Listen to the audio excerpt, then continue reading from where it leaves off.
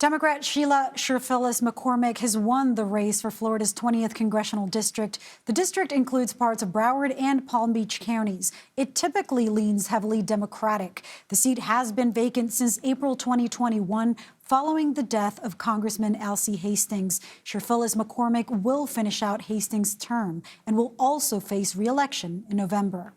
For more on this, I want to bring in CBS News' Aaron Navarro. He's an associate producer with our political unit. Aaron, this seat has been vacant for 9 months now. What was the delay in filling it? Yeah, thanks for having me, Lilia. I would say the main reason is Republican Governor Ron DeSantis. He played a bit of political chess in waiting a month before calling a special election. He waited a month after Hastings' passing in April. And that just made the majority that the Democrats had in the House tighter for longer. And that made an impact. The Build Back Better plan passed with 220 votes, with Jared Golden being the defector. If McCormick or Cherfilus-McCormick was there, that could have given Democrats a bit more of a cushion. So DeSantis probably saw that Democrats had a slate of bills ahead of them and a small majority already as is, and thought, if I can keep this tighter for my party, that could be good. Wow, it's amazing that that's a possibility for the governor to control Congress in that way. Now, Cherfilus-McCormick won the party's primary back in November by only 5 votes. That was a tiny margin. What are some of her key ideas and priorities? I know she's talked about something like universal income or something along those lines. I know that's very popular with Democrats, and her contender had been very much against it.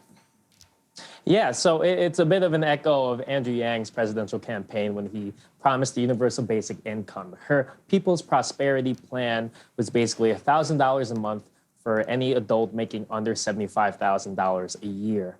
And, she has been accused by her Democrat primary opponents and Republicans and other people in this race that it's essentially a bribe, considering that there's probably little to no appetite for something like that or realistic passing in Congress right now. But other than that, she has ran as a progressive that will support President Biden's agenda. She supports Medicare for all, the Green New Deal, and raising the minimum wage. But her People's Prosperity Plan, the promise that she'll give $1,000 to voters has been on all her mailers. So that's probably been her hallmark policy plan.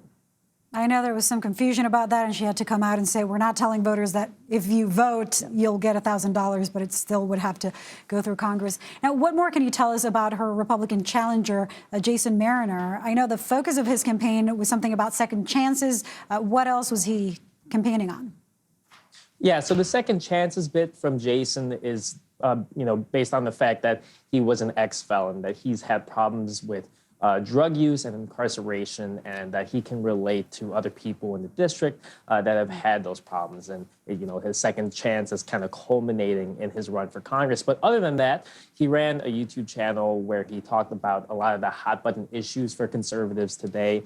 And whenever he is asked about the 2020 election, he does question the credibility of President Biden's win. And I know he was a strong President Trump supporter. According to Florida's Department of Health, the state recorded nearly 400,000 COVID cases for the week of December 26th through January 6th, so the last week on record. How has the pandemic played into the race? Is it something that was talked about? Do you think that swayed voters in one way or another? It hasn't played as big of a role as one would think, considering that this district was already kind of locked up for Democrats to begin with. It's one of the most Democratic districts in Florida, and Governor Ron DeSantis, Republican, is not issued any lockdowns or anything that would really rile up the Republican base. And when it comes to just the logistics, right, of an election, I talked to election officials this week, and they said they've been keeping the same precautions when it comes to COVID throughout the whole pandemic. They're sanitizing all the pens that people use. They're making sure that they recommend masks, but they aren't allowed to require them. And they also note that COVID may have played a role in the low turnout. Both of the counties in this district saw between about 11 and 12% turnout. But they note that the odd date, right, coming right after the holidays, made sure that turnout wasn't going to be extremely high to start with. Well, a lot of voters seem to have mailed in their ballots. Now, how could the results of this election impact not just Florida, but the rest of the country coming midterms? Yeah, so I think it starts with House Democrats having another vote right in their alley. So that means when tight bills, such as the Build Back Better plan, if that comes back from the Senate, they'll have another vote, to support and pass that bill. And in addition, Cherfilus-McCormick will be the second Haitian American in Congress and the first Democratic Haitian American in Congress. So for a substantial community there in that district, her win has a special meaning to them.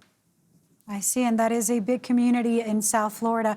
Aaron Navarro, thank you so much for joining us.